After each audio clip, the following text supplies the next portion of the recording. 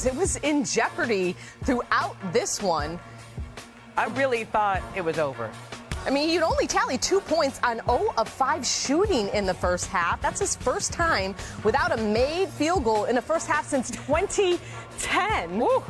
But then at halftime, he went back on the floor before the rest of the Lakers were out there getting some shots up. You know, he knew he had to get himself out of the funk, and he slowly see the ball go through the rim a couple Exactly. He would make an impact still in the third. That's Jared Vanderbilt, plus 24 in his minutes. No scoring, but plus 24. Next Lakers possession, 2 guys come. He's getting there. Up and under, and then the wing jumper up to 7 points. And suddenly LeBron's about to be in takeover mode. Yeah, after some free throws, 9 points, drives baseline here.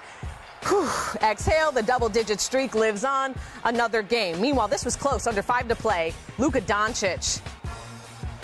You've seen that before, huh? Yeah, the catch and shoot. Oh, wait, who's he talking? Some more. Walker, what are you doing on that? Blocks out. LeBron saying it counts. Halliburton can't believe it. Another look. On my game, I can always do other things on the floor to help our team win, even when I'm not shooting the ball well. We fought. They're a very hot team right now. They won 5 in a row. So especially playing here itself, you know, they got the crowd going the last quarter. So it was a really tough game. Like I said, they're a hot team. But we managed to win through a lot.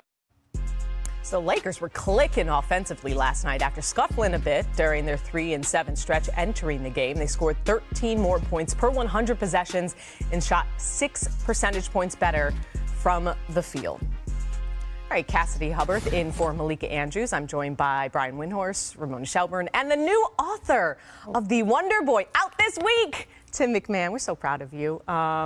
We got a lot to get into, and we'll touch on your book in a bit, but a much-needed win for L.A. against one of the hottest teams in the NBA. Brian, what stood out to you watching that game last night?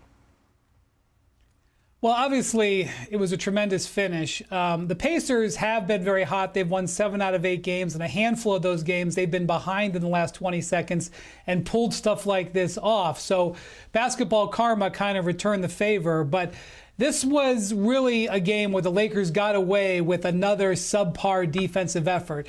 The story for this team since the trade has really been their defense. Luka has gotten a lot better, his legs underneath him, coming off of that calf injury. He's got 4 straight 30-point games, and when you look at the highlights, you're going to remember those. But the Lakers have been losing games recently because they haven't been getting stops, and they were very much in danger of losing this game because they couldn't get stops. As well as Luka played and the clutch shots he hit down the stretch, he got torched 3 straight times on defense in the last about 70 or 80 seconds of this game.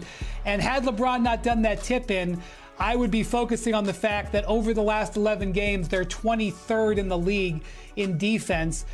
Obviously, before that, and especially before LeBron had that groin injury, they were winning all those games with their defense. So, Cass, they definitely are still playing my turn, your turn on offense with LeBron, Reeves, and Luka a little bit. You can see JJ working through some sets, trying to get them into things. But this team's chances of making an extended run are going to be about whether they can defend. And their defense just hasn't been great over this last stretch. Yeah, Wendy's absolutely right. That LeBron tip-in saved us from really having a lot of noise about this Lakers defense that was so good for a while coming out of that trade and has really struggled lately. Now, in fairness to them, the schedule's been unbelievably hectic with the games having to be rescheduled. LeBron has been out. He's just coming back. But this is a team that overachieved by a lot on the defensive end. And give them credit for scheme, give them credit for playing hard. For a long while. Yeah. For a long while. And there was some luck in there in terms of opponent three-point shooting, but this is a flawed roster from a defensive perspective. They don't have a true rim protector. They're closing games with Dorian Finney-Smith at the 5. And look, Luka Doncic, if you protect him in the right kind of scheme, he can be an effective part of the team defense.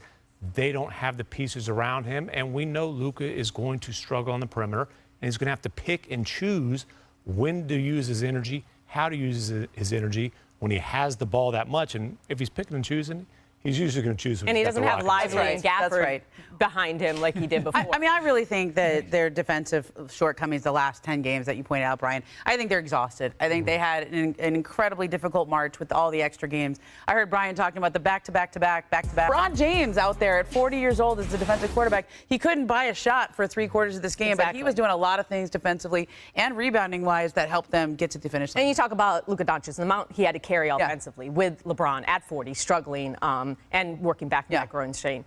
He looked tired. But speaking of Luka, you know, Rick Carlisle is, of course, Luka's former head coach in Dallas. We saw him chirping, as you pointed out. Was there a chapter in your book on that? You detailed, you know, their relationship in your book. How would you describe that dynamic as it stands? Well, my understanding is time has healed some of the wounds, but this was a relationship that was cracked, literally the foundation was cracked 1 week into Luka's career. There was a disastrous team meeting in a hotel ballroom in Toronto. They'd blown a 26-point lead the night before in Atlanta. Trae Young versus Luka.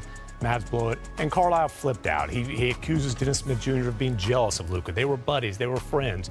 He goes off on the whole team to the point where DeAndre Jordan, you know, the guy who left the Mavs at the free agency altar a few years ago, was also a week into his Dallas stint, stands up, coach, you can't talk just like that. Whoa. That relationship was cracked from that point. It was strained throughout. Now, having said all that, Luka did benefit playing for Rick Carlisle, one of the most brilliant offensive minds in particular, certainly in the league now, and I would argue in NBA history. And Rick recognized the talent and didn't only give him the keys and give him the ball, but built an offense around him and allowed this guy's ascent to superstardom. If he's still the coach, is Luka still in Dallas? You know, we can go down that rabbit hole. I actually think there's a really good chance because Nico Harrison, the guy who got rid of Luka, was hired to work specifically with Jason Kidd. If there's not Kidd coaching, I'm not sure they bring in Nico. Speculative, but interesting. Speaking of rabbit holes, there are a lot of rabbit holes to go down in your new book, which is out again this week, The Wonder Boy. Check it out. All right, the other team in LA, also on an Eastern road trip, Clippers in Madison Square Garden facing the Knicks and Karl Anthony Towns. Coming off a big performance, under 5 minutes left in the third quarter. Towns, take a look at this move. Spin, lost in Nicholas Batum, and throws it down. He had 34 points. It's a tough assignment for Batum. Oh, yeah. Come on now. Next Clippers possession, James Harden to Kawhi. Knocks down the three. Kawhi looks like that guy again. He sure does. And then Towns, what about this full court pass to OG Anunoby? Hard guy to stop. Oh, my goodness. When he has a steam behind him. 28 points for OG. How many Euro steps was that? A minute left. Harden, corner three. Harden starting to heat up, Momo. That's what he does. Another three, knocks it down. He had 29 points. Ben Simmons? Is that a catch and shoot? What? We see Harden and Luka catch and shoot. 6 of 9 from three. Harden had 16 points in the third quarter. Clippers lead 94-84 to end the third. Early in the fourth, speaking of, how about Ben Simmons to Kawhi in the corner? Another three. Playing meaningful minutes on a playoff contender. Who would have thought? Ben Simmons. Under 5 minutes left. Exactly what they want from him. Chris Dunn, bounce pass behind the back to Kawhi. Oh, the elevation. My goodness. The elevation. Kawhi, 27, 10, and 7. Under 2 minutes to go. Dunn chases down the loose ball. Norman Powell. Norman Powell has had an unbelievable season. I don't think he's gotten the right kind of attention. Yeah. No, I mean, he should have been an all-star, but that's a whole nother conversation for another day. With the win, the Clippers moved into the 6th and final Western Conference playoff spot, avoiding the play-in thanks to owning the head-to-head tiebreaker against the Warriors. And, Brian, let's start with you. How seriously are you taking this Clippers team? Well, all year long, we've seen the Clippers do two things, defend and play hard, but they weren't healthy. This last 10, 15 games, Kawhi Leonard looks like the Kawhi Leonard last year before his injury. He's averaging 25 points, and he's shooting over 50% from the field and 40% from the line. And really, we're also seeing the best stretch of Ivica Zubac's career, their center, who is really a big factor at both ends for them. He's averaging 20 and 12 over this last 10 games. So you know Harden's playing well. He's their all-star. You know Norm Powell, who's also been out of the lineup recently, is having the best year of his career. But these two cornerstones, Zubac and Kawhi, playing really well on a team that defends and has depth, pay attention to them if they can stay healthy. If Kawhi keeps playing this way, it's a massive if, I understand. it really opens up their horizon and really puts them in a position we didn't think they would be in at this point. I would like a word from Mr. James Harden, who I don't know how he played in that game because Lou Dort took him out in the last game they played. He had a really sore right foot. And from what I think all day they were wondering if he would be able to get out there. You see him limping around on that. And you saw him throughout this game limping around. But James Harden has been nails this year. He plays every game. And I think he has not. I know he made an all-star team, but he's been underappreciated, if that's He's possible. only missed 3 games all year. Yeah. For a guy who sat out for quite a while to get where he wanted to go here. Yeah, and on the other side, the Knicks obviously sorely miss Jalen Brunson right now. It's my understanding Brunson will be back before the playoffs. He will be able to get a few games under his belt, probably at least 4. I would say. Yes, right. They're very, I'm told that they're very aware he needs 4 more games to, basically get all the flowers. Get all the flowers for the postseason awards. But they are running low on that point guard position. So we'll see with Campaign leaving and McBride also injured. So Knicks bodies, they need them. Coming up. The Celtics managed a 30-point win without their near 30-point scorer. Brian Windhorst pinpoints one specific secret ingredient to Boston peaking at the perfect time. Plus, the no-look cook served up another tasty Denver dish. We've got all the looks of Joker's impossible pass of the year. The Big Three is minutes away. And we preview the Lake Show Chi-Town Showdown versus the... Some nerves were eased a bit in Boston. Jason Tatum was out during pregame, testing out that ankle last night. He didn't play, but promising to see him out there after just 2 days. And let's get to the game and the highlight with the Celtics in Phoenix. Visiting a very hot Suns squad, looking to keep rolling, but it was the Celtics who came out blazing. Specifically, Kristaps Porzingis from 3, Momo. Oh, it's the best he's looked since he came back from that mystery illness a few weeks ago. Yeah, Celtics ball movement leads to another Kristaps 3. Oh, 30 points, 4 of 5 from 3. That's a deep 3 there. The Celtics made 10 3-pointers in the first quarter. They were 22 of 52 from 3 in the entire game. Now, second quarter, Jaylen Brown with the turnaround. Celtics up 9. Have a chance there. No. Now, how about this one? Good passing gets Brown, a 3 from the wing. Swing, swing, swing.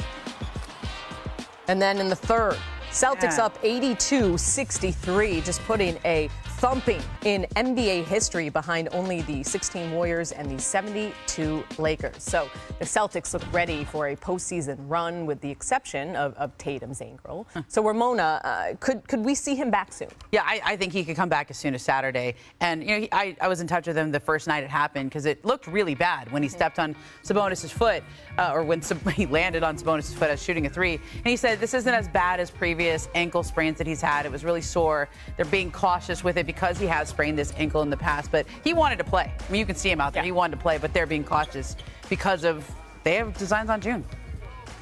Tim? Yeah, look, this is I'm not going to say it's a statement win for the Celtics because the Suns are fighting for play-in position, but the Suns have been playing their best basketball this season. Not to damn that stretch with faint praise.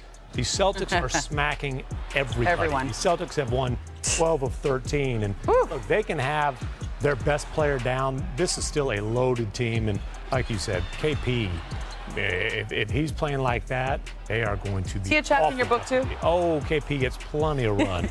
The Wonder Boy, trust me on that. Brian, I mean, Kristaps Porzingis, best rim protector on the team, stretches the floor, posts up, and he does so much for this group. 30 points in this game. Look, if Porzingis is healthy, this is going to get elementary because the Celtics have proven that they are head and shoulders above everybody when they're at their top of their game. When Porzingis is at top of his game, it's like rocket fuel on this attack. But it's been a big if. We don't know whether he can stay healthy. He didn't stay healthy through last year's playoffs. He was healthy enough. This year will be a tougher run. But if he's there, guys, we're going to see another championship in Boston, I think. In the meantime, the Celtics improved to 6-1 without Tatum, and they're 12-1 in March and won 7 in a row. So they are blazing. We've got some breaking news just about a couple moments ago. Here is NBA Commissioner Adam Silver at the Board of Governors meeting on the potential of creating a new league in Europe. We just concluded 2 days of our Board of Governors meetings, but one of the central topics was opportunities that we've been looking at to continue to develop basketball in Europe. And I'm particularly pleased today, along with my colleague Andreas, to announce that we're ready to go to the next stage, and that is to explore a potential league in Europe with FIBA as our partners. So, Brian, what are your first impressions hearing about this potential new league in partnership with FIBA? Yeah, they're moving the ball a little bit forward. This is a FIBA Secretary General that is with Adam Silver there. He addressed the owners last fall at their last big meeting. The important thing, I think, for the casual fan here is this is not putting NBA teams in Europe. This would be creating a league that is run by the NBA in Europe. For decades, the European leagues have produced great players like Jokic and Doncic, but have underachieved economically and underachieved with their fan bases. What the NBA sees is they see an opportunity to potentially move into places like London, to Paris, to Berlin, and potentially create a league. But it's not a done deal. The owners have not signed off on it yet. But I will say that when the NBA commissioner wants something to happen, and very clearly he wants it to happen, it probably will happen. Also, Adam Silver said today, NBA expansion, meaning Las Vegas and Seattle, is still not on the table. It's something that they're still pushing off.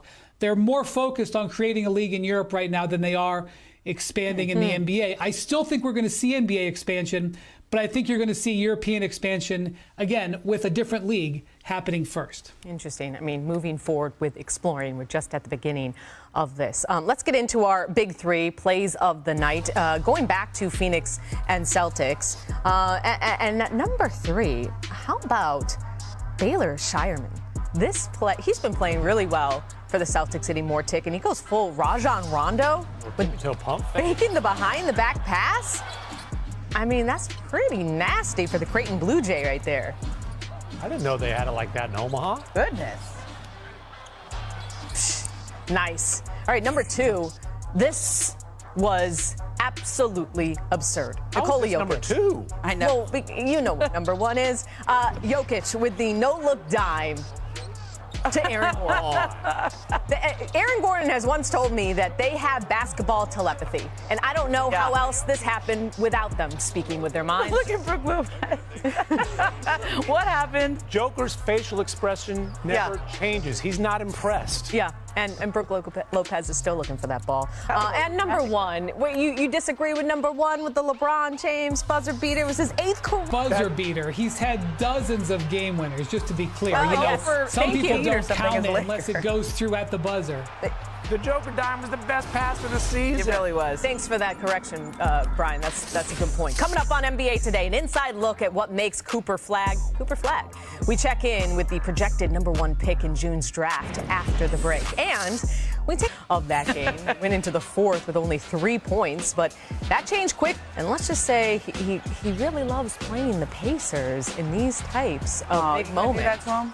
Yeah, because, these are the facts. James is no stranger to game winners against Indy. Oh, no. Hits the game winner in OT of the Eastern Conference Finals. Paul George is sitting home in Philly being like, what did I do to you? And then he hit the game-winning 3 with the Cavs. I'm just reading what happened in history back in 2018. First round of the playoffs, and then again. It was a little short, but, I knew I had a chance to kind of hit the front rim, maybe bounce in, but once it came out of there, I just wanted to try to tap it with enough time. So, obviously you can see me probably looking over at the Jumbotron. As the Lakers snap the losing streak and get the win. This, as I said, 8th career buzzer beater, tying Kobe and Joe Johnson. Shout out Big Shot Joe for 2nd most in NBA history and just 1 behind Michael Jordan's record of 9. Here is LeBron on what he's looking to ahead of tonight's game against Chicago. We know we got another one tomorrow. A Chicago team that's been red hot as well. Beat us pretty bad last week, so we got to get some rest because it's another team that's going to get up and down the floor, so we got to defend like we did tonight. All right, so the Lakers jump up back to 4th in the stacked Western Conference race. The Bulls have won 8 of their last 10, and L.A. Also lost to them by 31 on Saturday. And no Ruri tonight on the back end of a back-to-back. So, Brian, what did Chicago expose in that game, and what do you expect from the Lakers tonight on this back-to-back? Well, Ramona referenced this. This was when they were playing 6 games in 8 days. And it's hard to evaluate any single one of those games, but the Bulls obviously have been playing well. They just had a great 6-game road trip where they went 4-2. But this game, like, the Lakers have 10 games left, and the standings are really tightly packed. You've basically got 3 teams tied for 3, 4, 5 with Memphis, the Lakers, and the Nuggets. And the Houston Rockets are just 2 games ahead of that. So the difference between you potentially having a home court in the first or second round, and by the way, for the Lakers, they're one of the best teams in the West at home. They're under 500 on the road. So if you think that home court doesn't matter, it does, absolutely. And the difference between being home court in the first 2 rounds and maybe being not home court at all is huge. And so getting a game like this is a really important one for the Lakers to get. And also the Bulls. I know we haven't talked about them a lot this year, and frankly, rightly so, but this hot streak has moved them into 9th place, and they are now 1 game ahead of Miami. They are playing to see whether they're going to host the first play-in game. That's not nothing. So these games now going forward have extra meaning. Look at how tight it is at the top of the West. I think what we've seen here is this great defense the Lakers played for a while was built on toothpicks and bubble gum. Yeah. It was definitely the whole was much greater than the sum of the parts. Opponents have been able to figure it out. The shooting luck has gone the other way. The effort, they haven't been able to sustain. And look, Josh Giddey, nice young player. He looked like a Hall of Fame. He looked like Magic Johnson out there. Kobe White. 17 Magic Johnson assists. with nice flowing hair. Yes. Look, who are they lined up to play right now in the first round? The Memphis Grizzlies. These young, fast teams that expose the Lakers in their half-court defense, they're pretty good in the half-court. Okay, in transition defense, and when you have a team that gets up and down the court like Chicago does, that's a hole for the Lakers. And I think this is actually a good test because in a 7-game series, you can find ways to slow teams like this down. But Chicago's going to do the same thing every night. They want to run, they want to play fast, they want to shoot a lot of threes. And I think this is a really tough test. Now, Tim, I know you're talking about their defense. I'm not ready to decide anything after that stretch they were on. I mean, they were just absolutely gassed. And what happens when you're tired? You revert back to old habits. Their defense was built on effort. It's hard to have a lot of effort when you're playing that many games in the short season. I do want to give a little shout out to Austin Reeves, though. He's held them afloat, especially when Rui and LeBron were out. And in case you missed it, Austin Reeves did a little gender reveal for his brother Spencer, who plays professional basketball in Germany. As you can see, his shoes were pink. That is how Uncle Austin delivered the news for his. Apparently, he's known for weeks. Yes, it held on to that secret. It's like he just wanted to do it again. He picked a great game because it ended up being, quite the thrilling basketball game too. National TV too. Yeah, such a great moment for the Reeves family. Congratulations. All right, the Lakers are looking up at the Nuggets, who got their 3-time MVP back last night. It's last night's electric moment, brought to you by Hyundai. And no Giannis or Dame for the Bucks in this one. Jokic, back after missing 5 games with an ankle injury, looking well rested. And then here with the 3. You should probably guard him. Yeah, I can't just leave him. Spinning over the shoulder. Phantom cam. It's like poetry. Yeah, he doesn't care. He's like, okay, cool. I do this all the time. Nuggets up 4. Works his way into the paint, kicks it out to Christian Brown. Another dime for Jokic. And then Jokic, baseline. Jokic, 39 points, 10 rebounds, 10 assists. His 30th triple-double of the season as the Nuggets went on to win. So Jokic didn't miss a beat after missing the last 5 games. So, Tim, what has been the Nuggets' priority down the stretch here of this season? Yeah, look, he sat 5 games when he'd been playing on that bad ankle because they felt like we've got to get him as healthy as possible going into the playoffs. Prioritize that over seeding, which it cost them some. Prioritize that over the case for Joker's 4th MVP, which, I don't know. I think Shea was maybe going to win regardless, but this set them back a little bit in that. They feel like, though, if they've got a healthy Joker as well as the surrounding pieces, that they're going to have a decent chance against anybody. If Joker was playing at 80% and hobbled, they weren't going to have much of a chance to even get out of the first round. Yeah, they went for the 1 seed last year, got gassed and got bounced in the second. So we have a little bonus news here. Yeah. Some news involving Candace Parker. Ramona. And one of Chi-Town's finest, right? Yes, absolutely. Candace Parker is going to have her number 3 jersey retired by the LA Sparks at a game on June 29th against the Chicago Sky. So Candace has won 2 MVPs, 8 All-NBA teams, Defensive Player of the Year. She's won a title with LA, dunked in the game here. She's going to go up in the rafters at Crypto.com Arena with Lisa Leslie and Penny Toller. Congrats to one of the all-time greats for sure. All right, still to come, the backstory for the kid from Newport, Maine. Cooper Flagg and his community gave ESPN a behind-the-scenes. Withhold that standard. Alongside his older brother Hunter and twin Ace, Cooper's passion and skill blossomed. Soon, people around the state were taking notice. Cooper's high flying above the rim, getting dunks, and people, outside of our community are saying, hey, have you heard about the kid from Newport? It was special to see the Cooper effect. I've never seen gyms in Maine that full ever before, and we might never see them that full ever again. I grew up with Cooper. Our parents played a high school ball together, and our goal since we were day one babies, we wanted to win a state championship. In 2022, with the three Flag brothers all on the same Nokomis High School team, Hunter a senior and Cooper and Ace freshman, that goal became a reality. It was a storybook season for everybody, and especially for our community. When we went to the tournament, they ended up having to turn people away at the door. Averaging 20 points and 10 rebounds per game, Cooper led Nokomis to its first ever state title. The drought is all over! And became the first freshman to win Maine's Gatorade Player of the Year honors. Later that year, Cooper and Ace transferred to national powerhouse Montverde Academy in Florida. Cooper's dominance there allowed him to reclassify and join Duke a year early in the summer of 2024 at the age of 17. This season, Mainers have traveled far and wide to show their support for the local legend. Waits, found a cutter, it's Cooper! I played in Boston a couple times, played in New York, had like 100 plus family members, friends, travel all the way just to come see me. So just having that support system has been huge. He's an inspiration for a lot of the younger kids. You see everyone's wearing Cooper Flag jerseys. I started to see Maine fans and even people that I knew weren't Duke fans in the past now start to kind of pledge allegiance to the flag. I put the Duke flag up on the camp, and I posted it, and I said, I captured my flag, have you? And I haven't missed any of the Duke games this year. My wife says I'm obsessed. Maybe I am obsessed. I didn't even think this was possible for a kid from Maine to be able to go to Duke and put up unbelievable video game numbers. When you look at men's college basketball, Cooper Flag is what it needs. He leads Duke in every big-time category. Points, assists, steals, blocks, as well as rebounds. The dude is a generational talent.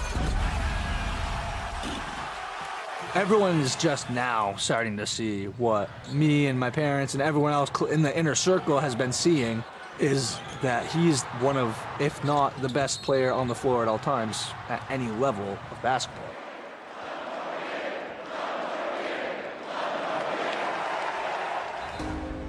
Duke reigns supreme in the ACC, regular season and tournament champions. Ever since I stepped foot on campus, it's just a special place, and I've just loved my time here. Even though he has become a big deal, he's still just a kid from Maine. Yeah. It's felt like